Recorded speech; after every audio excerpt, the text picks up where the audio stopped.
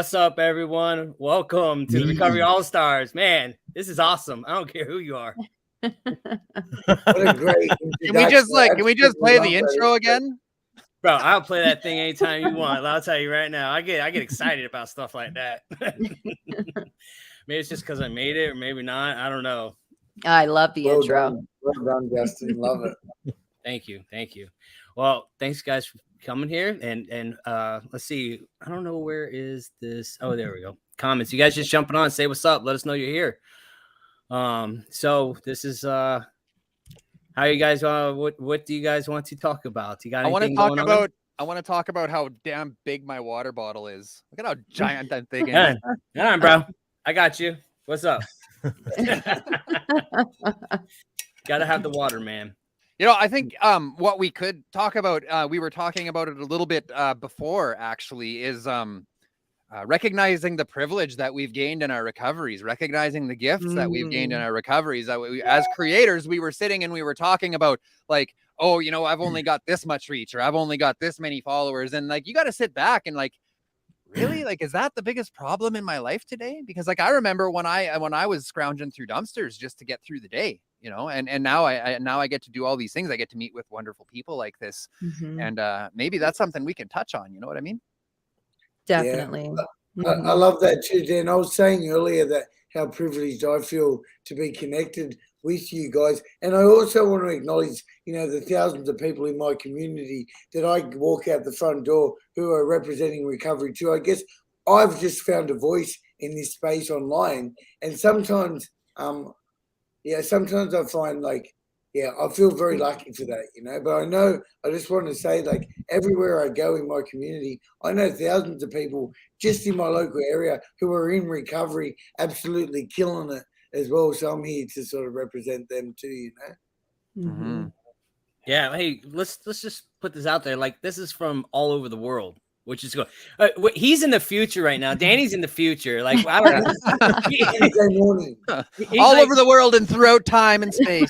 Yeah. What is it like in the future, Danny? Tell us. It's just your normal average 9 a.m. on a Wednesday morning. The kid's home from school holidays. She's going to come and harass me in a moment. She's eating breakfast.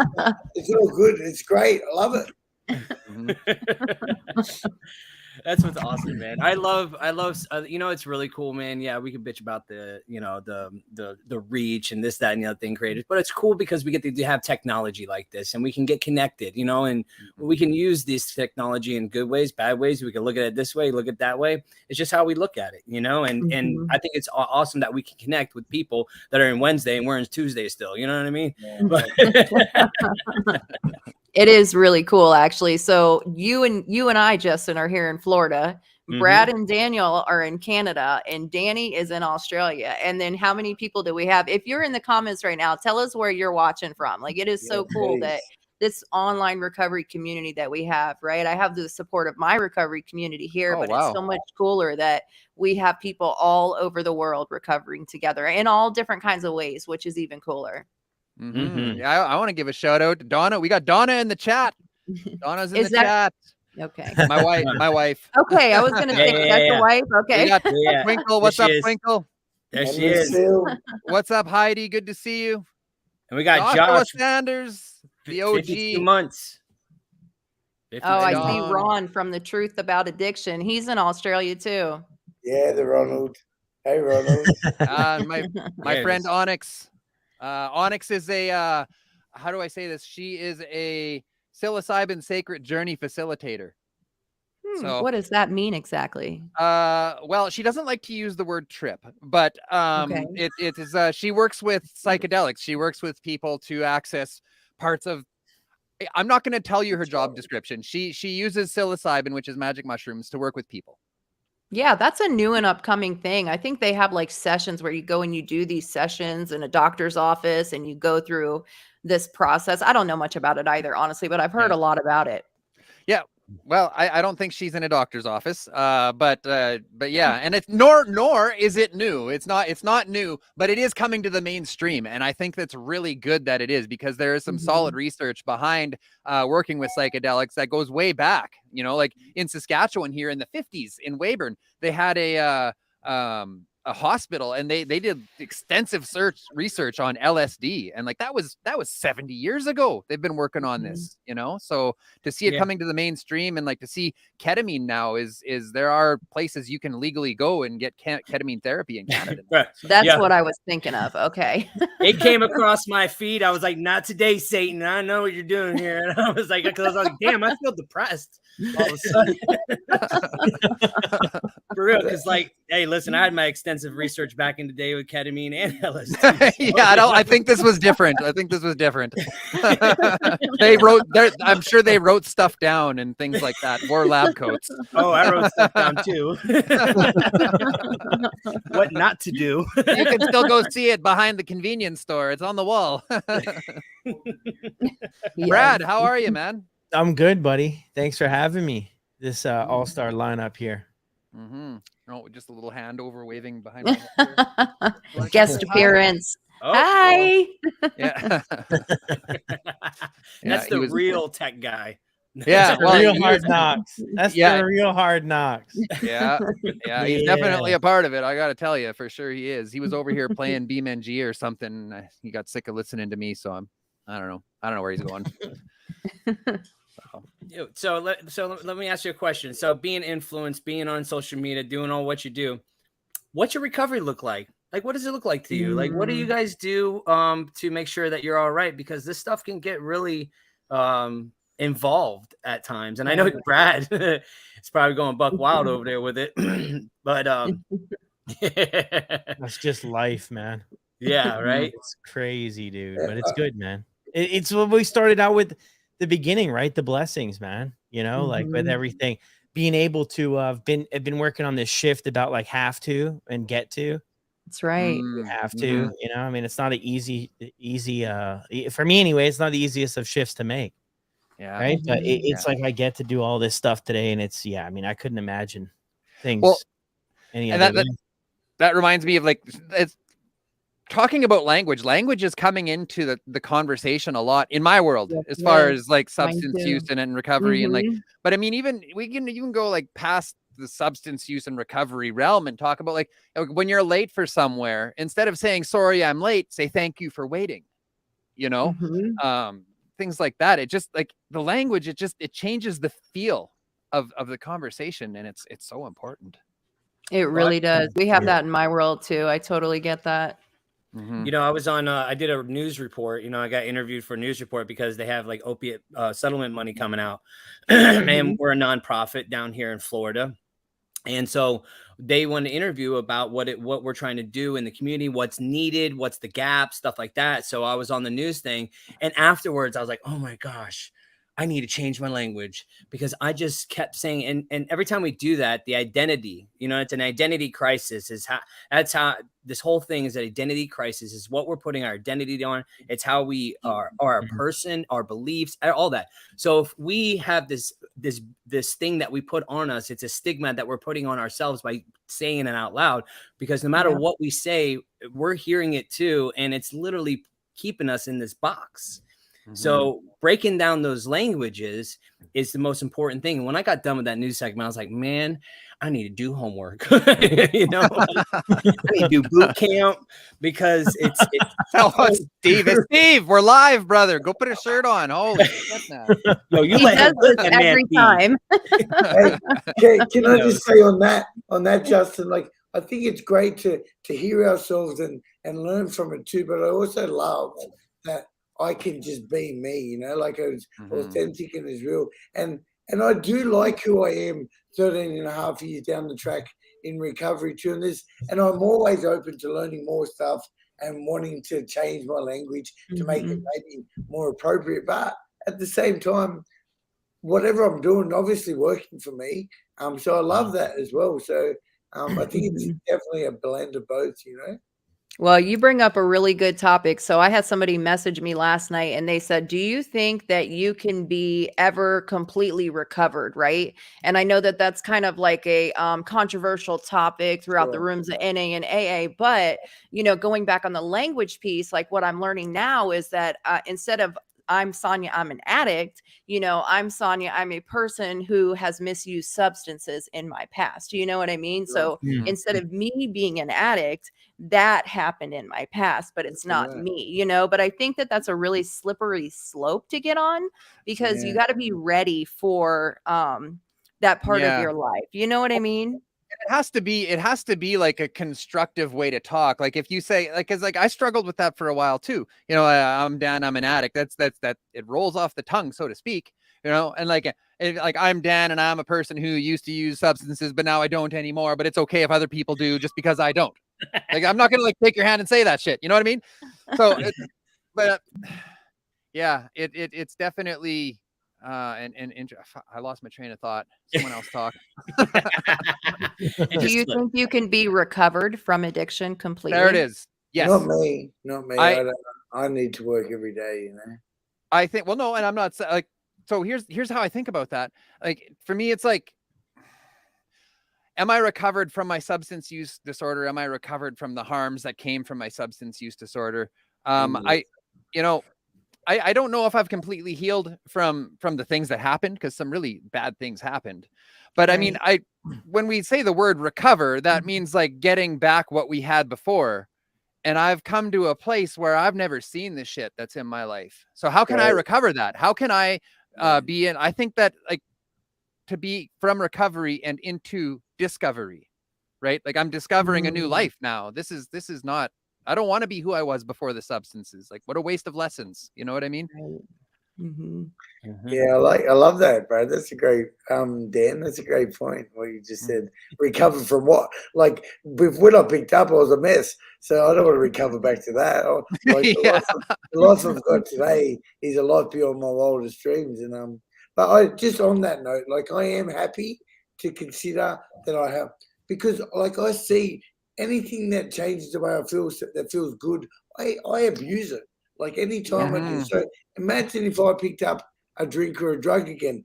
I thank God I'm not interested anyway, but I'm happy to believe that I can not do that, you know. And I'm Mhm. constantly trying to improve myself. I have not recovered. I'm Mhm. recovering. I'm happy with that. For me, it just Mhm. works. Whatever works. You know, and Yeah. I was actually talking what I just saw Donna's comment come up on the screen there, and she was saying the other day, she's like, you know, in my 40s with 2 kids, I have more freedom now than I did when I was in my 20s. Mhm. You know, Yeah. so, and I should say with 2 kids in my 40s in recovery, or you know, without the drugs, however you want to talk about that. Or when So, the kids are asleep. yeah. Let's be When they honest. go to sleep, all I want to do is go to sleep. Quiet now. Yeah. Yeah, So. it's you know, it's funny. It's like the recovering, all that stuff. It's like, man, I think that, you know, like shit. I was just in a spout, you know, a couple months ago, man, and I was like, it was a freaking bad spot for me, you know, and that Mhm. shows me that I'm not. And thank God that I do have a program and something that I believe in order for me to see through those times, because this isn't perfect. Life is life. It's going to show up. It's just my solution's gone. The solution that I used to numb the reality of what is, because I didn't know how to handle it. I didn't know how to handle life. I didn't know how to handle kids. I didn't know how to be a dad. I didn't know how to be this. I had to be this perfect person. And when I wasn't, it was a shit show. And then I wanted to numb all that. And like, oh, people found me out, you know? And I just, that's why I know that I still have so much work to do no matter what. And 5 years into this thing, man, the shit. And even close, 23 years minus the 5 does not equal nothing. You know what I mean? Yeah. That's how I think, man. That's my thinking, and that's why I keep doing it. And when I'm in those spouts, man, I know exactly what to do, because it's that support system. It's huge, man. Right. Support system's huge for me. Yeah, you got Gotta- new solutions today. You got to throw that comment from Alexander up. Alexander Major. That's a good one. Alexander says, at some point we put it into remission. We no longer need to treat it every day. There is always a chance for a re-diagnosis, but we learn a lot to stop it from growing inside us again. Mm, What do that's you- good. Yeah. What do you think about that? Brad, you haven't said much. Brad, what do you think about that? I usually don't say much. Mm, I mean, for me, to each their own, but for me, rent's due every day. Yeah, I Mhm. mean, that's the way I like, because I can't risk to go back to the way it was. mhm. I'm not just just a 1 or 2 type fella. It's all or nothing. And I burn it down to the ground pretty quick. So that's just what works for me. But when I say that too, I don't mean that like my life, because I've been at this for 13 years. And I don't say that in a sense that my life's revolving around like, oh, I need to stay sober today. But I have a routine in place, and I do dang near the same thing every single day. If you were a fly on the wall at my place, you'd be extremely bored because you wouldn't see much out of the ordinary, because I just stick to a schedule. I stick to a routine, and it's really like amped up and improved my life over the last 5 years for stuff, whether it's reading, and then it becomes a point of like self-development to where I just, over the years, you distance yourself from, what it used to be like. And that's kind of where I'm at. Again, we want to look back at language. Like, people are like, I work on my sobriety every day. Well, I don't use the word sobriety anymore. I say like things like the way I think about it is like, I work on my wellness every day, and I don't, I'm saying that as an example, but I don't. That's the truth. There it is. Come on, man. I should. I need to. Well, I know Donna's watching, and I know that she sees all of me. So, Donna, tell us what's really going on. She'll come blasting in behind me here. He's full of shit. Don't listen to him. Please do. Please do. Yeah. So, but like, I aspire to. I certainly aspire to. And when I do, like when I get up and I go to the gym, man, the other night, holy cow. The culmination of all of the work that I've done came to a head in a certain way. Like I've done a lot of work, and I put some dollars in the bank, and I was able to buy a Sea-Doo, and I got a wakeboard, and it's not a brand new one. Like, I'm not driving a Lamborghini over the, but like the other night I went out, and the lake was glass, and the sun was setting, and my family was on the Sea-Doo. Donna was driving, and our little girl was behind her, and my son was watching me. And it was just like so beautiful. Like, this was like, this is it, man. This is heaven. I was on the wakeboard, and you go away from the machine, all you can hear is the water going over the wake. It just gets so quiet. And then I got gassed, and this was so beautiful. And I let go of the rope, and they didn't stop. My son he was 10, he's 9, right? And he's like spaced out on the sunset. He's supposed to be watching me. So now I'm in the river, in the lake, all happy and peaceful, and my family is driving away from me and not coming back. and my son's just spaced out looking at the sunset. but yeah, it was beautiful, man. Like, and that, what a gift! Like, what a gift of recovery. Like, you point that drive that you have, right? Like, everybody wants to feel better, right? Like, that's why we got into it. That's why we got in. We needed something to feel better. And when we learn to point that desire to feel better in the right direction, you get the fuck out of our way. Like, nothing will stop us. That's right. And that's the beautiful thing that I've learned. Like, I'm always going to have this compulsion to feel better. I'm always going to have this compulsion for instant gratification. Now, can I learn to control it? Yeah, I can. Not perfectly. There's going to be lots of days where I would every day I wish I had something better. And that's the truth. I think that might be part of human nature. Maybe that's not even an addiction thing. Maybe that's a human condition. Well, I will say that anything, we could take anything, it's to the extreme. It's taking things to the extreme is the problem. That's where the addiction comes in. We as humans, we want better. We want to do better. We want to evolve. It's just the way it is. It's when we take it to the extreme, like up here, that's when it becomes the problem. I can make anything healthy, unhealthy. Super quick. Yep. Same. Super quick. But like eating, dieting, the working out, like I'm like, and it's like, and then I'll quit. Because it's come too much. I can't. Like Brad said, it's either all or nothing, and like finding where that middle ground is. That's where we want to be. Like, I want to be like this. You know what I mean? Riding the waves. Yeah. But I will say this: I did not go and steal a truckload of copper to buy my Sea-Doo. Growth. Yes, I've done that before. Yes. It was aluminum. No. Anybody watching, if you guys would do subscribe on them YouTube channels, hit Oh, that look at subscribe button. Goddamn Oh, beautiful wow. layover right there. Look at that.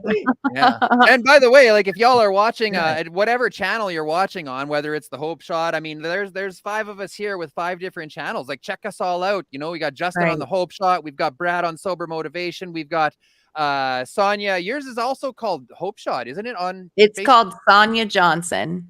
It's called Sonia Johnson. Okay. Yeah. And Danny Shannon. Is that the name of your channel?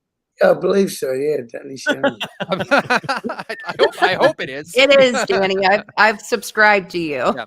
And of course, Dan is here on Hard Knocks Talks. So yeah, check us all out. We've all got a little bit different flavor. There's something for everybody. You know, I'm sure if you don't like one of ours, check out someone else. Different flavors. Oh, yeah. Don't get weird, Justin. Don't get weird. I have to, man. It's part of it. Guys, we'll have to put this on at 11. This is Yeah, gonna have to like, be sober after dark. What kind of flavors? You guys, Yes, now you're talking my yeah, language. I used to. That actually is like a traumatic thing though, because I used to stay up all night and doing cocaine, and I used to watch that Poker After Dark. Oh, I you- did too. I know Oh, yeah, exactly yeah. what you're It was talking the only about. thing that was on. Like, 15 You years have ago. like antenna TV because you didn't have cable, and that's why you were watching it. Yeah, Yeah. Poker After Dark. So I was like, yeah, it was just bring. It's just, Oh man, I need to do more cocaine to watch this. I don't Watch even know if it's gambling. even a thing anymore. I don't know. I just remember they would have the one alcohol that sponsored it, and it was all they talked about was like everything was this company, and I'm like, oh, I didn't pay any attention at the time, but I was like, oh, now looking back, I'm like, wow, Hmm. it was just consumed with that. But yeah, that was a wild story, man. Oh, we Oh, I got saw Barb. We've got Dr. Barb Hornsler in the chat. What's up, Dr. Barb? Trying to convince her to Bring the start a flavor. Facebook page. Yeah, she's a substance use researcher, a good friend of mine at University of Saskatchewan. We're trying to get her into the social media racket. Oh yeah, know? you need a Facebook page. Yeah, like Dr. Phil, except like cool and about drugs mostly. Yeah. Hey, you know, it's another thing. It's like, man, you know what blows my mind? Okay, so I did a panelist discussion like, I don't know, a couple weeks ago for the Opiate Town Hall.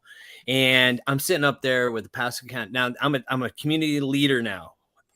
And and I'm sitting up there with the Pasco County Sheriff's Office. That's my county. And you know, like the head of Bay Care, one of the heads of Bay Care, you got the dean for this college that were there, and the EMS, like the captain, and I'm over here like, who the hell put me up here with these people? You know? Like the imposter syndrome is real. exactly I'm what telling it you is. right now. And I'm not supposed to be here, man. Yeah. You dialed the wrong You know, number, sent the wrong email. Sometimes that's another place where I need to check myself, right? Because like back in the day, I didn't have friends, and I didn't have friends that were trying to move forward in their life or serve community in any capacity. And now it seems like that's all that I have. Like my friend Barb, for example. I mean, she's PhD. You know, I had a PhD in the studio just the other day. We were talking about the power of language. National advocates I talk with all the time. You know, like I can not that he would answer, but I have like the mayor of Saskatoon. I have his cell phone number in my phone. He gave it to me. He probably wouldn't answer it, but you know, I have it. You might though. You could send him. I don't think he wouldn't have given that to me back in the day. Like I promise you that. Justin, So- did you get a little bit ghetto on him? Did the old ghetto-ness come out or no? No, You man. I kept it kept it. professional. It's classy, bro. And I Yeah. freaking, you know, like going to these things. I still have a social anxiety so bad, right? And I'm Yeah. going up there, and that imposter syndrome, like it comes creeping up in anxiety, right? And I'm like, oh my God, what am I gonna say? Are you gonna say something good? And then like I'm like have all these things going through my head. I'm like, breathe. Luckily, I have been doing a morning practice. I've been doing meditation every single morning for the last 60 days. And this is how I came out of my stuff. Okay. Man, I wish I could do that. Listen, it's a practice. All you have to do is just do it. Don't So how do you you know, do it's it? not I wanna wishing know. for it. I promise you. It's Insight Timer. They have an app. It's called Insight Timer. I sit there with Okay. my headphones every single morning. I find a couple people, like I'm doing manifestations right now, because our language, okay, Yeah. manifesting into our lives. What we say and what we do or what we believe is gonna manifest in our life. It's just the way it works. It's the law. You know what I mean? It's law. So Yeah. if we feel like we're not going to go anywhere, we're not going to go anywhere, because we're literally making that come true by saying it out of our mouth, believing in our minds, and how we talk to other people about who we are and what we do. It's so true. And in 60 days, I promise you right now, it's done a 180 in my life, because I literally get up in the morning. I go out here, I get a coffee, I go out there, I sit on the couch, and I do 30 minutes of meditation where I just sit there and I listen either to a talk or I do breathing exercise. And I'm telling you right now, it's a game changer for me, because I had so bad anxiety. Like, I'm telling you, I was riddled. It was so bad. I wasn't doing nothing. And I'd have panic attacks, like really bad. And I just couldn't take it anymore. It's either I was going to use, or I was going to freaking lose my mind, or whatever. So I did something about it. That's just what we do these days, right? And That's right. I'm telling you that meditation's a game changer for people. I'm telling you. That's cool, because I definitely have anxiety. Like, you wouldn't know it because we're always on social media all the time, but like walking into big crowds and stuff, it's not really for me. Yeah. Oh yeah, and it's even worse, because like we have to put on this face, and it's like, and then you know, it's 10 times with social media, 10 times it, because electronics, man, it does something. Oh, don't. Mm-mm. Mm-mm. I have to. We have to. We're being real here, bruh.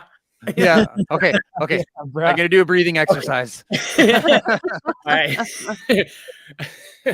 It really does. It's been a game changer for me. Like, and it's my friends Nate and Caesar and Kelly. They have helped me with that, and to see that it works. And like, I've done it before, but then I'm like, this is stupid. Nobody around. I talk about it a lot too. I love the meditation too. I do about 3 days a week. But one thing I do, and I have been doing for at least the last 10 years, is every morning I'm in the gym for an hour or an hour and a half. And I truly think, because apart from those 3 days meditation I don't have a practice like you just said, Justin. But I think for me, being at the gym every morning, and like, for example, if you're lifting heavy weight, you kind of have to be in the moment, because otherwise you're going to drop that weight on your head. So I feel like that is my form of meditation. And furthermore, I walk down those stairs most days feeling a little bit pumped, a little bit the endorphins. And I think that's been my whole recovery. That's been my given. That's the thing that, like, because they talk about mental, physical, and spiritual, and I think that's my mental and my physical stuff. So, and I just say that because I heard you talking about the anxiety, and you too, Sonia. I guess I don't get that much. And when I do get anxious, I need to ask myself, have I eaten? Because that's normally the reason I get anxious, when I haven't eaten. I get on a bit of a mission. Here's a Snickers, Danny. Calm down. Yeah, or a Mars a day. But yeah, so whatever your practice is, like, I find the routine has been incredibly important. And I've got to say, while I get my kid ready for school and all the chaos and that, I am anxious. But the minute I drop her off and I can go to the gym, it's like, it's just life. And I've learned to just balance that in such a way to try and make it good. And it's like, and physical activity does that for me as well. And I think that's why I had such a moment out on the lake there the other night, because like, it's always been, like, I've always been waiting. You want that when you're wakeboarding. And I'm not like a professional wakeboarder. I can barely get out of the water, like, I'm not jumping wakes or anything like that. But like, I've always been waiting for that perfect experience, right? And it came. And like, when you're balanced on a wakeboard being pulled behind someone, you're in the moment. You have to be, or you will have water up your butt. Right. I promise you that. But I remember when I used to train, I used to do Brazilian jiu-jitsu. And it's been it was before COVID, and COVID sort of, came to fruition, so to speak. And I never really went back. But I remember thinking, like, nothing will put you in the moment faster than a big dude on top of you trying to choke you out. All right. Like, you are in that shit. Do not want to be distracted. Hey, Donna says our subconscious is more powerful than our conscious, and it is also highly susceptible to subliminal messaging, both positive and negative. And then Mhm. she put, if you can retrain the sub, your conscious thoughts will flow. And that's it. Mm. That's it right there. Is that, Yeah. yeah, Mm. 100%. What are you manifesting now, Justin? No anxiety. That's it. And being content with life. That's what I'm Mhm. manifesting.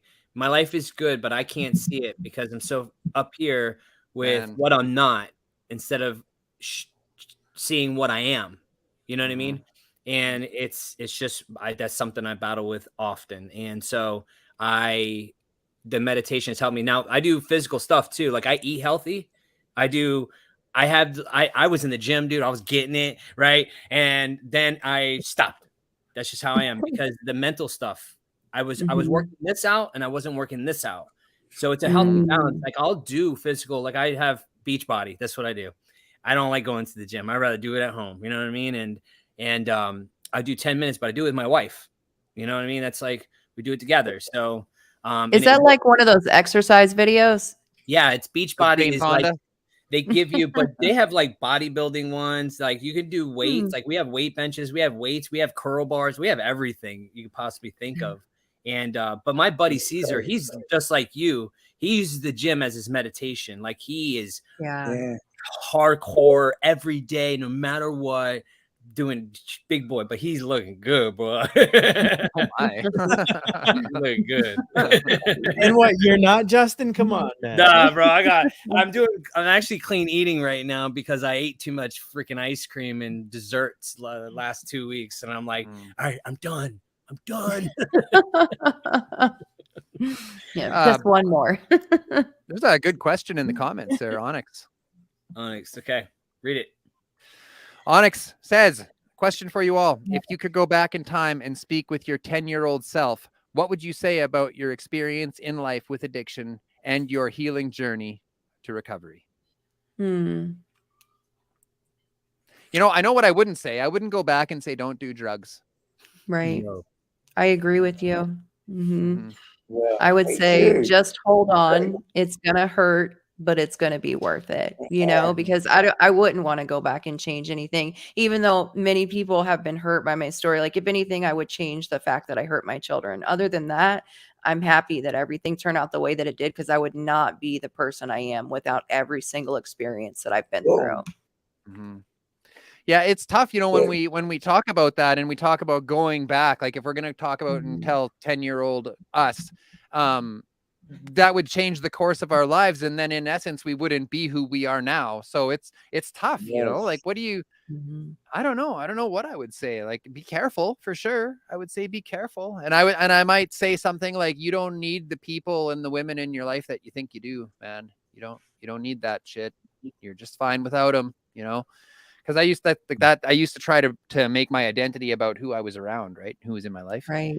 And for Mhm. some reason, I didn't want like what I now know is the positive and healthy people. Like I wanted to be part of the bad crowd. I wanted to like, you know, Mhm. get recognized for the bad things that I could do or how much I could drink or smoke, not for like how good I could do in school and how well I could serve community, you know, like, so how the times have changed. But Or how I many think, times you went to jail or how big your charges were. And oh, I went to cells Oh. a few times. I never got that bad.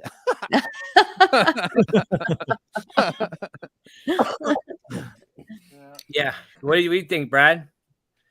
10-year-old self. Yeah. I'm just trying to look at the question here to make sure I'm getting it right here.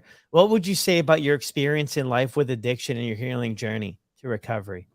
If I was going back and talking to my 10-year-old self, I mean, I'm with all of you. Like, I think if we were to go back and change one little thing, like we've all heard the expression, football is a game of inches. I think life Mhm. is too. And I mean, it literally, like, I mean, you leave your house a few minutes at a different time and good or bad things could happen either way. It could literally be a few seconds. And I think that that's the same with our story. So if I've ended up at a place where I'm content with. So Mhm. it's and I share the same thing as Sonia. Like some people were definitely hurt, my folks, and relationships, and there was definitely a lot of bridges burned. But you know, I mean, it would just be to hang in there. I think it would be like more about like not being accepted in the world. I would just be like, hey, like this shit doesn't matter. You know, when I was in high school, not really probably when I was 10, but I might not have been aware of it. But I thought shit that didn't matter in life mattered in life. You know, I thought that fitting in and being cool and doing well in school was what mattered. And then what I found out afterwards is that doing well in school, fitting in and making the high school soccer team actually meant nothing. You know, when I look back at, you know, the ripe age of 34, it absolutely means nothing. And I thought at the time that stuff mattered. So I think if I were to like look back and, you know, the whole addiction, everything aside, I would just be like, yo, find your own lane and stay with it. Right. You don't have to do this, you know, because that's what led me to the whole thing of addiction and everything. Right. Because when I went to my first party and they cracked open the cooler of this Everclear and this juice and this pineapple and all this shit was in this Everclear. Yeah, and I you know, I had no idea. I never drank booze. My folks never drank in front of me or anything like that. And but I mean, when I had the first couple of drinks for about 2 hours, I felt like I was on top of the world. I was talking to girls. I was everybody's best friend. It was like, dude, you belong in this world. And you, for once, every insecurity and uncomfortable anxiety and everything we talked about was gone. And I was like, yo, like, why didn't I hear about this before? You know, so and it was all that stuff that led me up, right? And then I kind of found a solution to my problem, and that escalated, you know, as time went on.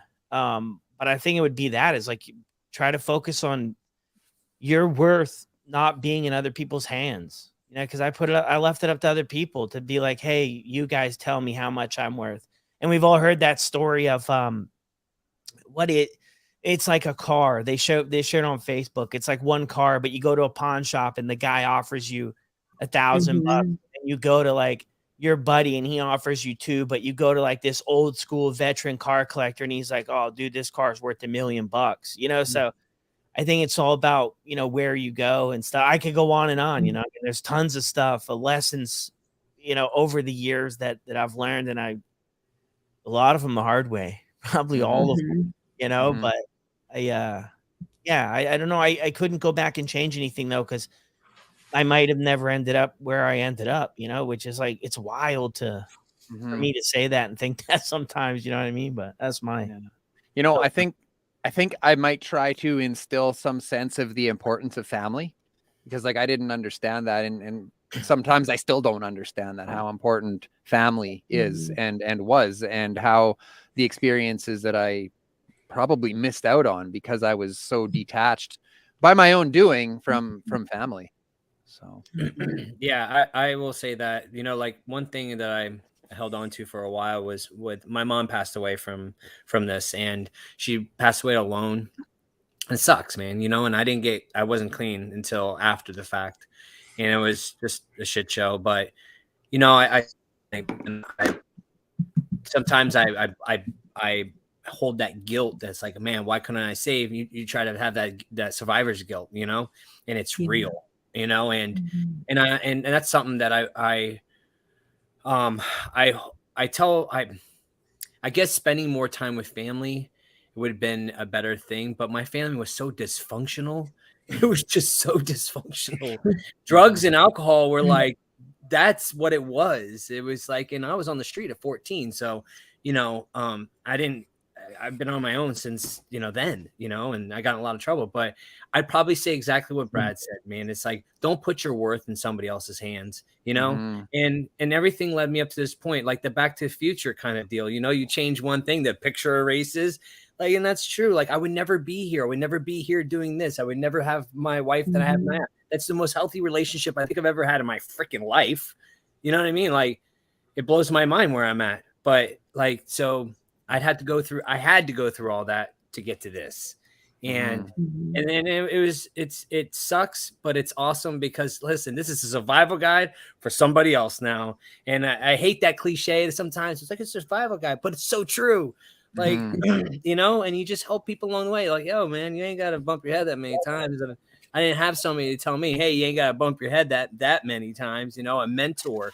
We need mentors in our lives, you know, and I didn't have, I have daddy issues, you know what I mean? I have big time daddy issues, and I didn't have that in my life, you know, growing up. It was always formed around alcohol, or I wasn't good enough, or this, that, and the other thing.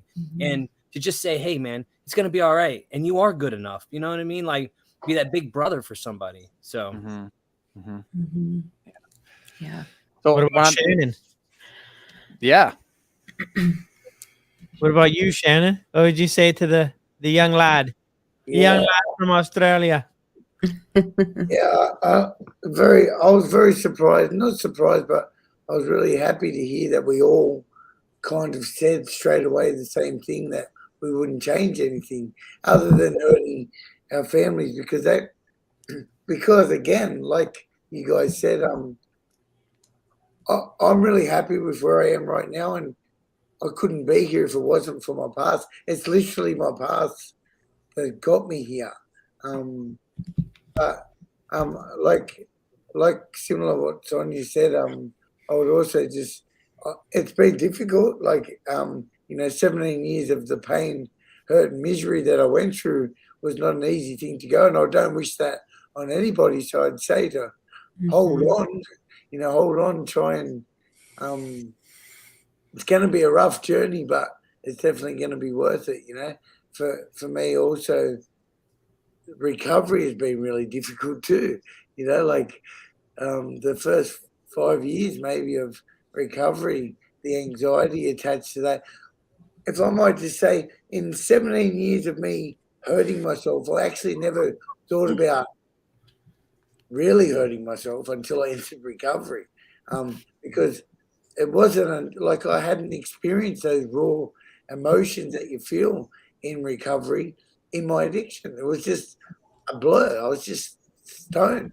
It wasn't until I got clean and I'm standing at the bus stop and full of fear, anxiety, sadness, anger, hurt, that I felt like walking out in front of that bus, So like recovery's been even more difficult, but I just wanted to say to hold on, hold on, because so cliche, but don't leave before the miracle happens, and the best is yet to come, because today, because of those experiences, I've experienced stuff beyond my wildest dreams. And I also look at people way down the track and I think, wow, I want what they've got.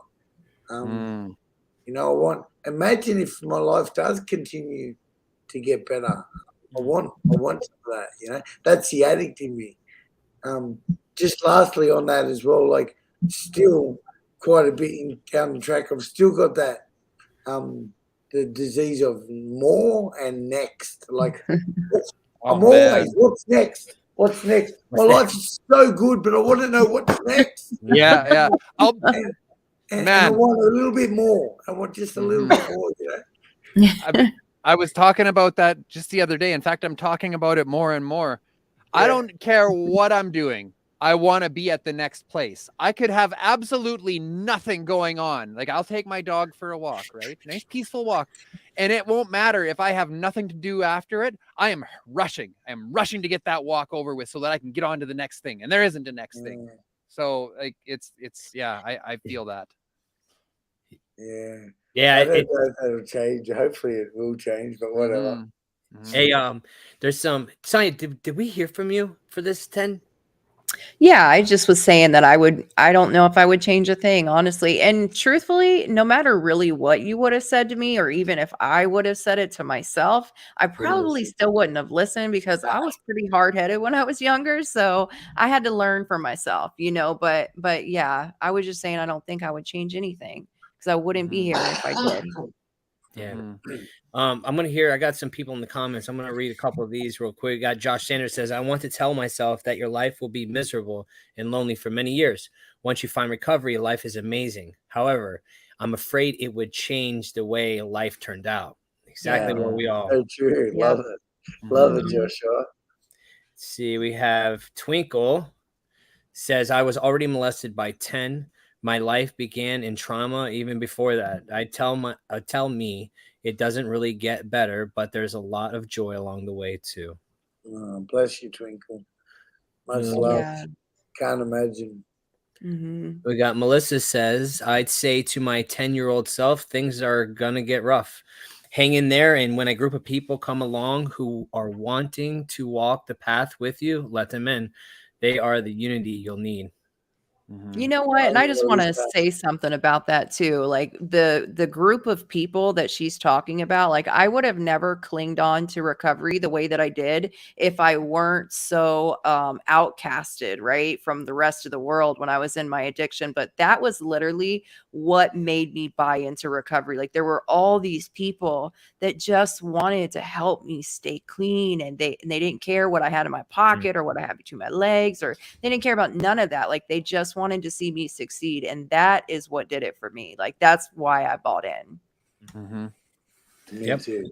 You know, I think like for me, it was a matter like as far as what brought me into recovery. I think it was the opportunity became available and my understanding of it became clear, and that Yeah. just sort of aligned at the same time.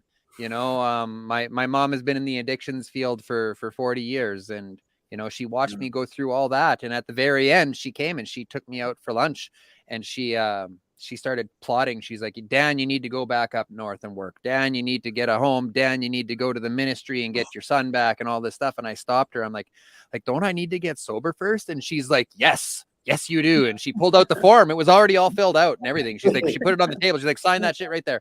Sign it. And I did. And in that moment, like the opportunity became available, like right in front of me with no barriers. Like the door was fucking open. And I walked through it, you know, like I'd had enough and it was there.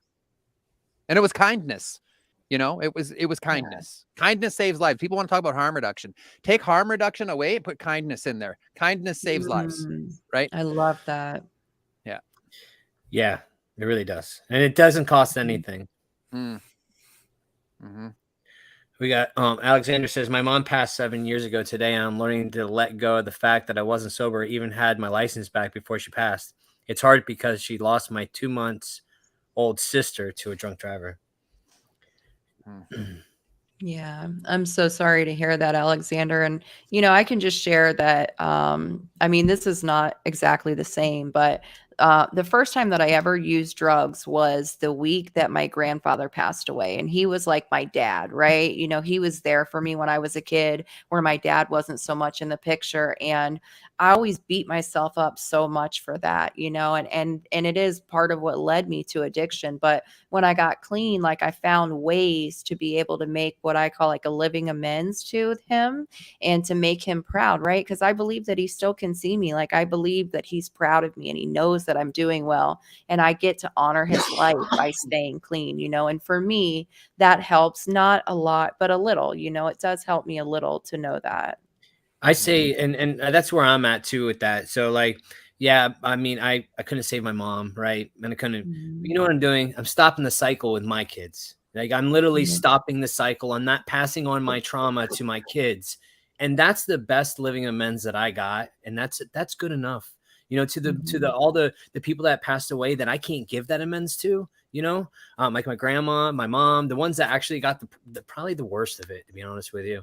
And it's always the people that you love the most, right? You know, and it's not their fault. We're just really hurting inside, and we don't know how to deal with it, you know? And so like, that's what I'm doing. It's like my living amends is to make sure my kids know they're loved and know that they have a safe place to go. And like, I'm here for them, sober, freaking clean, whatever you want to call it, and sound mind.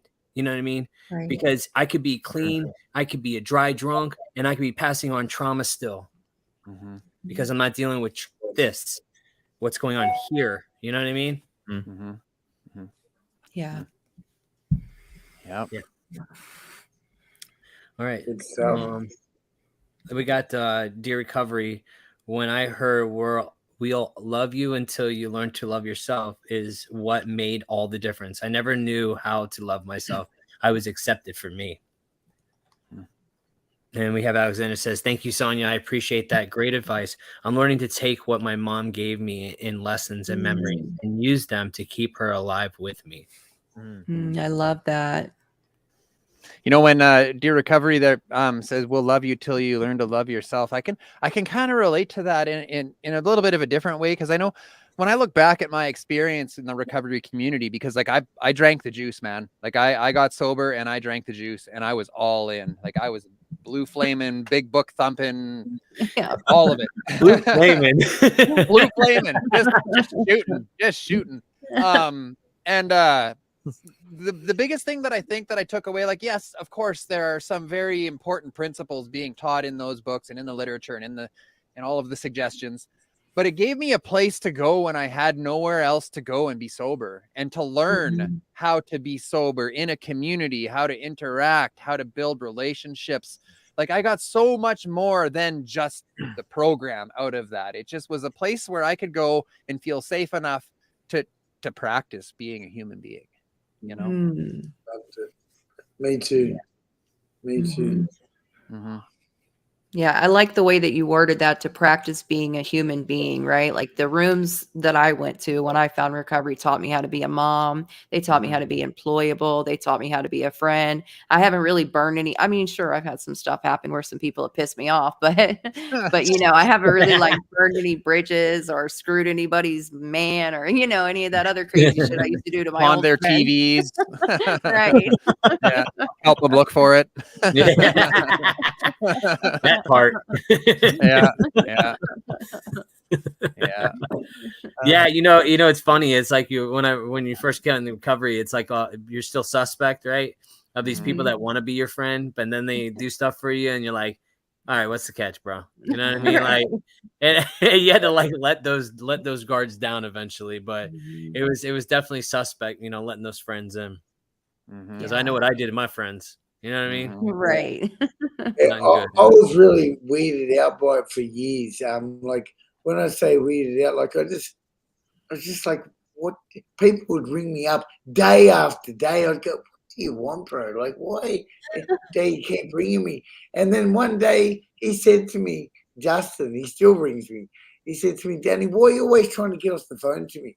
And I thought, he put me in my place a bit. I thought, well, because I don't really want to talk to you, but at the same time, it's like, make me feel uncomfortable. Because I was really, really, really awkward. You know? The reason that awkwardness that I felt in the early days of my recovery, that's why I used heroin for so long, to counteract that awkwardness. But eventually I realized it's kind of all a bit of a give and take too. And it's really important. Community, that old saying, the opposite to addiction is connection. You know, you need to learn. I needed to learn to take a bit of that connection, because that's where my wellness started to come, and I started to have a bit of hope and understand that life actually is more than what I thought it was. You know? So yeah. Hey, whoever's watching right now, if you're getting something out of what we're talking about, hit that like button at the bottom of the screen. If you're not subscribed to whatever channel you're watching this on, hit that subscribe button, turn on notifications so you don't miss a thing. We've got 5 creators here on tonight. We're all watching, we're all streaming to our own channels. So whatever channel you're watching on, we've got Justin from the Hope Shot, give them a sub. We've got Brad from Sober Motivation. We've got Sonia Johnson with Sonia Johnson channel. I don't know. Danny Shannon with the self-named channel, of course. Daniel here from Hard Knocks Talks. Go give us all a sub. We've all got a little bit different things going on, but we're all after the same thing. We're all after bringing a little hope to the community, bringing a little information to the community, and bringing us all together. So thanks for all your help. Definitely. Yeah, thanks so much. So I think that's a pretty good one, man. That's it. Yeah. That's the end, buddy. Hey, That's the pitch, the elevator pitch. I get it. I got Finger it. Now. guns. Got it. And you can leave your bank card in the comments, guys. Yeah. Oh, we got the super chat on Hard Knocks, on the Hard Knocks channel. If you're watching on Hard Knocks, hit that super chat, drop a couple bucks, help us keep the lights on. Yeah. Yeah. Hey, and hey guys, I guess we're gonna be doing this once a month, right? What we're doing? Yeah. We're gonna do this once a month. If you guys have any suggestions that you guys want to hear us talk about, let us know. Hit them in the comments, and or you can inbox us, any one of us that are in here, and let us know if you have any suggestions for any topics. We're always open for new ideas and new conversations as well. So. Anyways, that's it for tonight, guys. Thank you all for being here. One more time. If you want to share this message with your community, why don't you go ahead and share this stream to Facebook? Get it out there. You never know who might need to hear it. Exactly. Thanks, Yeah. Daniel. All right, No, guys. don't do anything with Facebook. That's why we're here. Forget about no free stuff on Facebook. Brad, you got a resentment. Yeah. I'm just kidding. Share it to Facebook. Too. All right, y'all. Take it easy. Thanks, All right, guys. thank you guys. Bye.